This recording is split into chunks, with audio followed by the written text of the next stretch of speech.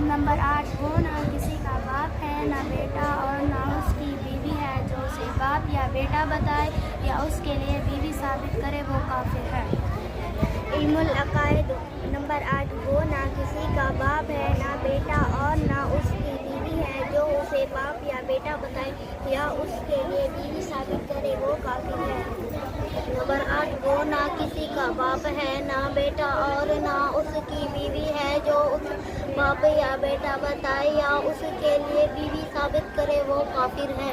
Number 8, वो ना किसी का बाप है ना बेटा और ना उसकी बीवी है, जो उसे बाप या बेटा बताए या उसके लिए बीवी साबित करे वो काफिर है। नंबर 8, वो ना किसी का बाप है ना बेटा और ना उसकी बीवी है, जो उसे बाप या बेटा बताए या उसके लिए बीवी साबित करे वो काफिर है। नंबर 8, वो ना किसी का बाप है ना बेटा और ना उसकी बीवी है, जो उसे बाप या बेटा बताए या उसके लिए बीवी साबित करे वो काफिर है। नंबर 8, वो ना किसी का बाप है ना बेटा ना उसकी बीवी है, जो उस बाप या बेटा बताए या उसके लिए बीवी साबित करे वो काफिर है।